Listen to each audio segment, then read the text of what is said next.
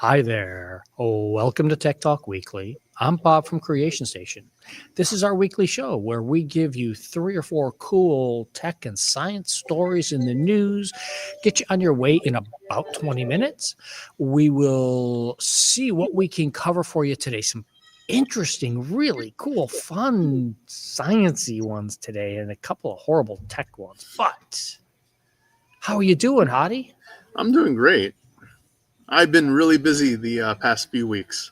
Yeah, it's been wrapping up summer, and now we're all into the school year, and now we've got, I can't even begin to think of all the things. What are you doing for the moon rock, by the way? What are you planning? We're going to try to do nothing definite yet, but we have been talking about it.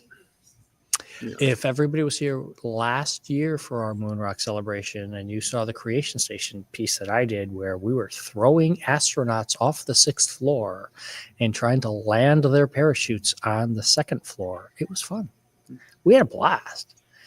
I'm not guaranteeing it's going to happen again this year, but you really should show up at Main Library if you can, because we do fun things. Yeah, what if we had the submersible rescue the capsules? Ooh, there we go. That's a pretty cool idea. We have the pool, yeah. We have a pool, and we have a submarine, and we have a rocket that actually made it up into space this time. Isn't that a nice segue? Thank you, yes. Sir. So I did promise the last time this happened, and we did get a listener comment about, Bob, aren't you going to cover the SpaceX launch? And I'm like, no, because it's easy to blow things up. It's not as easy to get them to launch, and they did. They managed to pull it off. They launched, they landed, everything. It was great news because this is the size rocket that needs to be successful to get humans up into space efficiently, to be able to build a space station, to get to Mars, to get to the moon, et cetera, along with Artemis, which is the NASA version. SpaceX's version is succeeded. Yeah. And it's, hey, when it works, and we should be happy about that. 100%. They were able to go up. They were able to launch fake satellites as a test thing because they've had so many issues. They put fake ones in instead of real ones. I'm pretty sure they never intended to ever launch real ones yet. But all sorts of different stuff. It's this monster, huge rocket too. So this is an impressive thing to be able to land again. It's pretty cool to see happen. So I'm really happy we've got another thing going on. We still have Blue Origin to make their successful one, to get the 3 big ones going. Now that Boeing's basically kind of stepped away. So we'll find out. We'll find out soon. Artemis next spring. Blue Origin later this year, and Artemis in the spring. I'm looking forward to like all our coverage of that, like during the upcoming months. We are not going to stop talking about it. If they actually launch in the spring, it's going to be amazing because that's the first time humans go back to at least circumnavigate the moon and come home. If they don't land, they won't be landing. That's not intended on number 2, but they're going to go out there and back, and it's going to be awesome. Going to be awesome. One thing that's not awesome. People keep trying stupid things on the internet. I know you may be saying, Bob, this is the 3rd week in a row you're trying to talk about people banning stuff on the internet. Part of that problem is people keep trying to do it, and people keep running into problems of when you try to do this, it stops other people from just doing their jobs. And so the state of Mississippi here in the United States has a new law that went into effect and here in August, just last week.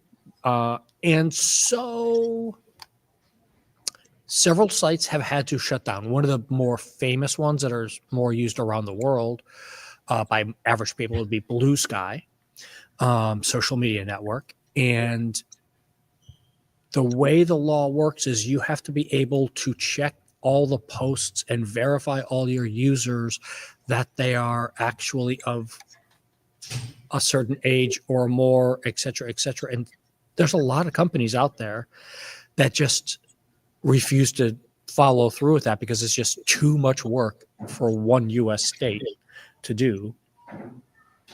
Do you ever follow Hacker News, Hadi? Not much, but They're another one of the sites that, like, if you are in Mississippi, you're still getting this because YouTube is still working there.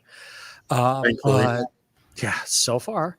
But so if you're looking for information about what's been hacked and things like that, that's not available to you anymore in Mississippi. Mm. Yeah. And I thought one of the interesting ones was with the Bluesky article here. And as always, these are all in the show notes. So go ahead and read and double check these things. Because you're accessing things like Bluesky on your phone, your cell tower that you're accessing it from, if you're in Alabama, the cell tower you're actually reaching might be in Mississippi. And so your information in Alabama is blocked because the cell tower itself is in Mississippi and stopping you from getting the data in Alabama, and Causes a huge mess. Unintended. This is the unintended consequences. Yeah. And what I don't like about the law, like I was trying to read into it, it's just like with the UK law, it's super vague about like what is considered, like, obscene content. Yeah, and that's one of the things we've talked about on all of these is there's legitimate reasons to restrict certain content from certain people based on age, but you're using a hammer to try and smash small little things instead of using the right surgical instruments to take care of this. And we need to use a scalpel, not a hammer. Yeah. Okay. 3 much better, cooler stories now for everybody. We're going to be happy from now on. Mm-hmm. Once you start eating ants, you never go back. Please tell me more. Yeah. Do you like your ants with chocolate? Have you ever tried? I haven't tried chocolate covered ants, but I have tried chocolate covered grasshoppers. Okay, good. I've had crickets and I've done those sorts of things.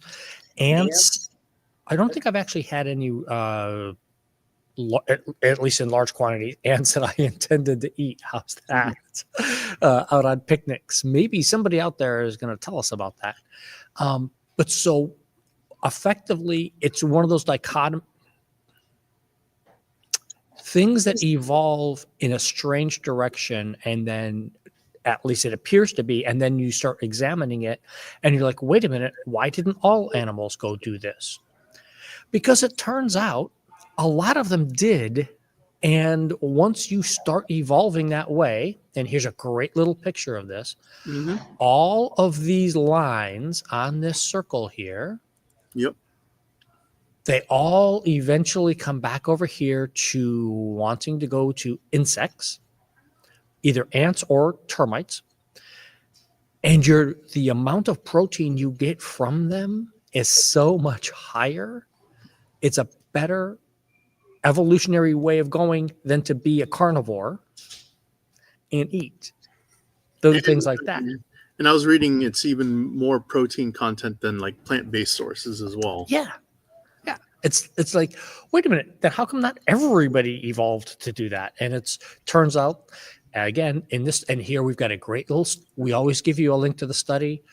So this one here is out of the Oxford Academic. You can follow the links. If you're on the library site, you can probably get in, but not always. But there is some free options out there to access the entire study if you really want to. But it's just this crazy idea of ants had to come first because obviously you don't evolve to eat something that doesn't exist. Ants became so plentiful based on eating the newfound plants. Remember, some animals evolved before plants did. Sharks is a really great example. Sharks have been around longer than trees. And so as these ants or everything are filling out and doing this stuff, now creatures evolved to eat them. and other creatures evolved either to parallel them or to eat the actual eaters of ants. Anteaters is a specific species. The anteater. Exactly. So I mean, it was just like, this was fascinating, and it goes on for a little while, and it just keeps going on, and it goes on, and it goes on, and it's like, this makes so much sense. And yeah, with like 22 quadrillion ants in the world, that's a pretty nice resource to eat. Slightly related, I haven't tried ant, but the one thing I always was interested in was the honeydew ant. Oh yeah, I gotcha. Yep. Yeah. I think that those are, in coming back to our space stories, this is something we need to work on, because if you're trying to raise things for protein out in the space station or out there, you can pack a heck of a lot of ants into a small area. Mm-hmm. Now, how many of them you have to eat is another question. I don't know. I've yet to see anything good about chocolate in space, though.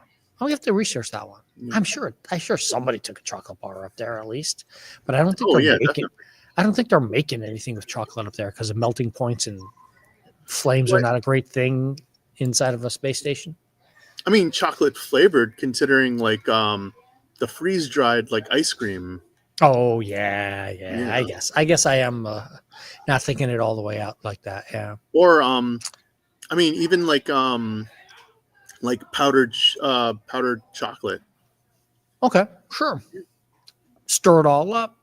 Yeah, I can see that. So we have a good study here on sea level rise. I know sea level rise in and of itself is not good. However, back in the 1990s, the federal government and many universities were researching exactly what is happening here and what the levels of sea rise were projected to be based on what the level of CO2 in the atmosphere is, how the increases in that or decreases in that would affect what goes up or down. And they got it amazingly right. 30 years on, their statistics that we've been tracking and their predictions have matched up super, super close. Now, this article's from Tulane. Again, in the show notes, a direct link to their study, so you can go read all their research and make your own conclusions. But it was just one of those things that it's as how it was supposed to go about 3 inches of growth in sea level rise based on X amount of CO2. And we actually did it. We got it within 9 centimeters. So it was predicted to be 8 centimeters, and it's 9 centimeters. So 1 centimeter. For the rest of the world, everybody knows exactly how big a centimeter is. In the United States, it's just a little bit. And that's how we measure things in the United States, just a little bit. Mm-hmm. We'll someday get to the metric system. Someday. I think. Tell me. Meters. Yeah, I could. When it comes to length with meters and stuff, it's easier for me. The hard one for me to like convert in my head so far is with temperature, like centigrade. It's cold. Yeah. It's just cold. Living here in Florida, anything that you can measure in centigrade is cold. Yeah. As far as I'm concerned. Yeah. But so this article just proves the point on the idea that science takes time. When you give your scientists a chance to do some real research and then compare that real research to real world phenomena and what's happening, that's how you get scientific results. You can't just predict something and then say, okay, well, we're done. You actually have to go back and do the work of testing out your hypothesis and walking through and saying, okay, well, if this happens, then this, and tracking all this data over, again, 30 plus years. Now we know the predictions were correct. The hypothesis was correct, and now we know we're supposed to be doing something about this. Yeah. Not that we really needed this study to show us that, but hey, maybe this will be the one that tips people over and convinces them that they need to do something. I mean, I remember seeing pictures of like Miami like 50 years ago, like one of the piers. Yeah. And then you see the sea level rise over that time period. It's really evident. Mm-hmm. Yeah. And to the point where even like now, like future construction in Miami is like considering the sea level rises. You know. Yeah, you may not believe in sea level rise, but the insurance company sure does. Mm-hmm. The insurance companies and yeah, even government entities that are in Miami. So yep. And so one way of fixing our climate change problem is to use more renewables. And luckily, that is what's happening. So for the first 6 months of the year, we've got some new stats out.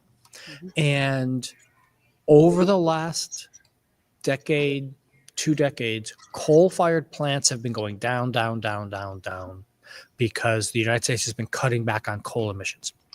This is happening all over the world. China's actually going down faster than anywhere else because they've just built out so much solar to replace their coal power plants. So right now, the amount of electricity that we need is going up. It was on a much higher rate during the winter, early spring. There's some debate about that. Again, this is why we give you the article. Go read and find out that some of that debate was it because of the weather and it was colder and we needed to generate more for heating and comfort? Or was it AI and data centers are ramping up and are consuming more energy? And so that's why it was rising so much. And as always, it's complicated because now it's coming down a little bit. Energy use, it's still up, but the rate of increase has come down. So it's kind of unsure of exactly where those different types of pieces are falling into play. But one of the things that definitely happened, and this chart shows it amazingly well, is there are six major ways of generating electricity throughout the United States right now. And solar is the one that jumped by over 37% in 6 months, year over to year. So the first 6 months of 25 versus the first 6 months of 24. Coal went up by a little bit. Everything else was flat or went down. And there's another chart right here that shows, even though that it looks great on that first chart of solar's blasting through the roof, solar still does not make up that much. It only makes up 7%, whereas natural gas is still at 39%. And coal still at 17%. So we're still over 50% non-renewable energies in natural gas and coal. Yeah, and then like it doesn't help that some of the contracts for wind turbine farms have been canceled. Different story altogether, but yeah, no, that was the story I left off because I wanted to do some happier stories this week. Didn't mean to rain on the parade. No. Hey, it's reality right now. This is reality in the United States. We are learning, we are growing. Hopefully we will get better. But you can see how all of this generation of stuff works. And we are closing in on the 50% mark. We're just about, 56% right now is non-renewables. So 44% of all the electricity in the United States is now from renewables, and it's continuing to grow and shift as that first chart shows. So it is expected that some point in 2025, perhaps, or early 26, that number will tumble over the 50% mark, and we will go into more than 50% renewables, which is a great goal to have, and maybe slow down that global warming just a tad. We're not going to stop it. We're just going to slow it down. Mm-hmm. We'll see. Yeah. Is that a happier ending? Yeah. Okay. And then I know, I remember a while back, like Japan was experimenting with like, generating power by like people like walking over floors. Mm-hmm. Oh, Because, there's amazing stuff out there that can do some small stuff. They've got roadways that generate by cars driving over them that are in experimental phases in Europe and stuff. So yeah, we've got some ideas coming. And then even now, like hydro, like there's been innovations with hydropower that made it like better with power generation. It's going to be great. Mm-hmm. The future's going to be bright. Yep. If you want to tell us what your future looks like, please reach out. Creation Station at Broward.org. And we'll see everybody next week. Have a great time. Take care.